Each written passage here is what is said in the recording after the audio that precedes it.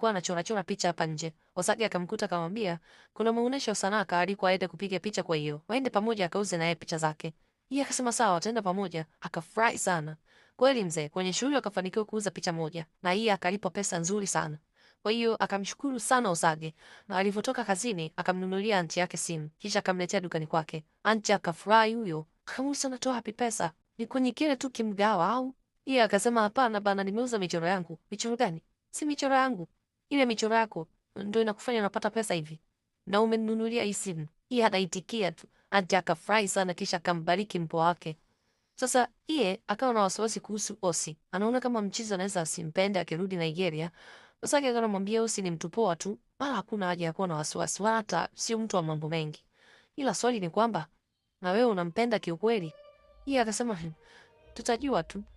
Sasa leo hii yeye akawa anamuomba ruhusa bosi wake anatakiwa kuwepo kwenye event fulani vya sanaa. Bosi akamwambia tena, eh? Hivi unajua umeomba ruhusa ngapi kwa mwezi uliopita? Yeye akamwambia hii ni muhimu sana na anatakiwa kwenda, lakini naahidi hii itakuwa ya mwisho. Eh? Wewe jua tu ukienda na kazi imeisha. Du. Osage akamshauri yeye aache hiyo kazi tu, maana bosi wake anataka kuanza kumpanda kichwani sasa. Akomae tu na michoro yake. Lakini yeye alikuwa bado yuko tayari, kwa hiyo akanyanyuka tu akaingia ndani kwa hasira. Usiku akawa anaongea na Osi. Na hapa ndo tunajua kwamba yeye hakuenda kwenye ile event sababu bosi alimzuia. Na yeye alimtumia voice note Osi kumjuza hilo, lakini mchizi hakuifungua. Hilo likamkera pia. Yeye akamkatia simu akalala.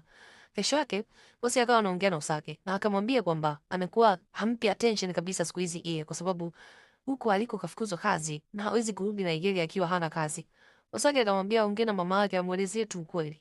Bosi akasema hataki kumpa pressure mama yake. Hata hivyo kuna interview kadhaa anaenda kufanya wiki hii. Kwa hiyo atapata tu kazi nyingine na hamna shida. Osage alikuwa anapika akasikia vinaungua, akaruka chapu jikoni akamwacha Osi juu juu. Baadaye akakutana na yeye huko nje. Akaanza kumshawishi akubali akampige picha. Yeye akawa anakataa.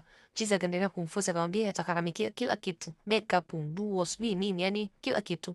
Yeye akamuuliza sasa wewe itakufaidisha nini? Osage akasema ni kwa sababu yako. Nataka nikuone tofauti na ninavyokuona kila siku. Yeye akasema atalifikiria hilo kisha akaingia ndani. Basi huko kufikiria kukuchukua hata muda, wakaanza kupiga picha sasa mitaani. Piga picha nyingi mno. Na wakati wanapiga hizi picha, angalia jinsi wanavyozidi kuwa karibu wa jamaa. Mara vinywele vimekaa vibaya, vitengenezwe na nini, kingua kijakaa vizuri, anamsaidia mapozi. Picha zilivyotoka, akawaonesha shoga zake wa kazini. Wakawa wanashangaa, ni wewe, umependeza yani da. Hafu namuona huyu kijana anakupenda. Yeye akawa anajichekesha tu. Sasa akiwa kitandani usiku akawa anakumbuka zile moments wakiwa wanapiga picha na nini, jinsi mchizi alivyokuwa anamwambia anataka amuone wa tofauti. Kaanza kudondokea penzini huyu. Kesho yake chapu mno akaleta uniform ofisini mbele ya bosi akamwambia kaacha kazi. Huyo akachimba. Kwa sasa anataka tu kufocus na ndoto yake. Osage akampongeza sana kwa maamuzi yake. Bila usiku huko nyumbani, Osi akarudi kutoka nchi za nje. Mama akampokea kwa bashasha kubwa. Osi alimfanyia surprise ya kumwambia kama anakuja. Kesho yake bila ya mchana, wakakaa mezani wakawa wanapata chakula huku wanakula story nyingi. Punde akaingia Osasi, alimaliza project yake kule Songo. Kwa hiyo ndo karudi huku kwake. Lakini kaja na yeye. Ile alivyotokeza tu mama akasema, "Muone mume wako huyo." Wakashangaa napo. Mwisho akakumbatiana kipembeni pembeni hivi. Sasa yeye kaja hapa kwa sababu ameacha kazi kule mgawani. Kwa hiyo anataka kufocus na ndoto yake. Kwa hiyo ili iwe rahisi amehamia hapa kwa Mrs. Omo ili awe karibu na Osage ambaye ndo aga anampiga picha na kila kitu. Baadaye usiku, Osi akamletea kinywaji yeye kisha akakaa pembeni yake. Osasi akawatania tania pale kisha akawaaga akaenda zake kulala. Wakabaki wawili. Sasa hata hawakuongea sana. Yeye akasema anataka kwenda kulala amechoka sana. Kwa hiyo wataongea kesho. Chizi akamtakia tu usiku mwema, yeye akaenda zake kulala. Kesho asubuhi wakati wa chai, yeye yuko na Osi mezani hapa, lakini yeye haongei, hana raha kabisa. Baada ya muda Osage akatokea. Msichana ndo akaanza kucheka. Akaanza na kuongea pia. Osage akamuonesha video yake imeenda viral Instagram, kila mtu kaipenda. Osi akaanza kujiona kama anatengwa hivi. Anaona hawa jamaa wana chemistry yao tayari, yani yeye hajioni kabisa ndani yao. Baadaye walipanga watoke. Yeye akajiandaa akatoka chicha, huyo washikaji macho akawatoka wote, yani wote macho yaliwatoka kinoma. Osi akasema basi sawa twende. Yeye akamuuliza Osage, kwani hatuendi pamoja na wewe? Chiza akasema yeye haendi, kuna kazi anamalizia hapa. Hata hivyo huu mtoko ni kwa ajili yenu tu, kwa hiyo nendeni mkaenjoy. Osi akasema ndio, ni mimi na wewe tu, nimeandaa sehemu kwa ajili ya romantic date. Yeye akasema lakini unaweza kumalizia hiyo kazi baadaye.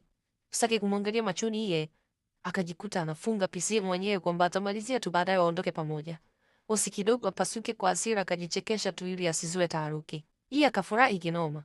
Kweli mzee, washikaji wakatoka wote watatu. Lakini kwenye gari, yeye anamwangalia tu Osage alokaa nyuma, hana muda hata na huyu jamaa wa mbele. Baadaye walivyorudi nyumbani, Osi akamvuta Osage kwa nyuma, yeye akaenda ndani. Osi akasema akampenda kinoma huyo msichana. Anatamani mambo yaende sawa, waingie kwenye mahusiano. Osage akamwambia usijali mzee, vitu lazima tu vitaenda sawa. Akampa na mkono. Siku kadhaa mbele, Osage akawa ajibu meseji za yeye. Osage anakwake kama nilivyosema hapo awali. Kwa hiyo hapo kwa Mrs. Yomo huwa anakwenda tu mara kwa mara kwa sababu ni anti yake. Yeye akaona sio kweli, akamkimbia mpaka kwake. Akaanza kumlalamikia. Wiki nzima Osage hujibu meseji zangu, wala upokee simu. Ndio tu kwa hivyo sasa hivi. Sikuelewi, umeniacha pale peke yangu na unajua kabisa siku karibu na Osi. Mbona sikuelewi kwa nini? Mchizi akasema nakimbia. Unakimbia nini sasa? Niambie. Eh? Mchizi akamvuta akamweka busu zito. Woo! Yeye naye akawa anasapoti mchongo, nguo zikaanza kuvuliwa, wakamalizia kitandani. Haya yote niliyasema toka mwanzo jamani, kwamba jamaa wanapendana na sijui itakuwaje kuhusu Osi. Anyway, kesho yake ikabidi tu Osage aje kumwambia ukweli Osi. Muda huo yeye yuko nje tu hapa anasoma kitabu. Mara kuna video ikaingia kwenye simu yake akashika simu. Huku ndani Osage akajikaza mpaka akamwambia Osi kwamba anadhani anampenda yeye. Osi alimkata jicho huyo. Akamuuliza unampenda? Osi akatikia ndio. Osi akasema nataka uwe mkweli kabisa kwangu mzee. Kuna kitu chochote kimewahi kutokea kati yenu? Osage akakaa kimya kumaanisha sasa jana tu kimehappen. Osi akatoka. Osage akamwambia nipige mzee, fanya chochote. Osi akasema hakuna haja ya kufanya hivyo. Wewe ndo unamjua zaidi yangu. Umespendi naye muda mwingi zaidi kuliko mimi. Always anaenjoy kampani yako kuliko yangu. Unamfanya awe na furaha. Umemsaidia pia. Mimi sina nafasi kabisa kwake. Osage akasema lakini hiyo imaanishi nilichofanya ni sahihi. Osage akasema mimi sio mpuuzi mzee. Mimi sio mpuuzi. Mimi sikuwepo kwa ajili yake kwa hiyo akaona aondoke tu na wewe. Huku nje ile video ikamchekesha yeye akanyanyuka kuja kumuonesha Osi. Osi naye ndo ananyanyuka kwa hasira kwenda chumbani. Yeye hakuelewa kinachoendelea hapa. Osake akamwambia ukweli kwamba ameshamwambia jamaa wana mahusiano. Yeye akawa analalamika kwa nini amwambie? Ilibidi yeye mwenyewe ndo amwambie. Chiza akasema ingefika mpaka lini sasa? Yeye anampenda na aliona hakuna haja ya kupoteza muda. Kwa hiyo akamuuliza unahisia na mimi au vipi? Yeye akakiri ndio anahisia naye. Osake akamsogelea wakapata busu safi sana.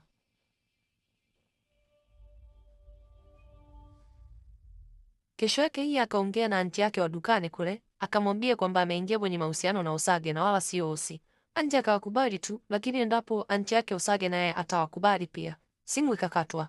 Osage akasema anti yake pia hana shida, atakuwa sawa tu. Kwa sababu pia Osi anarudi nje siku 2 zijazo. Kwa hiyo hatakuwepo. Mchizi akamsogelea yeye kumchangamsha, lakini pia kushangilia mafanikio yake. Kuna msanii mkubwa sana wa michoro hapo Nigeria anataka kufanya naye kazi.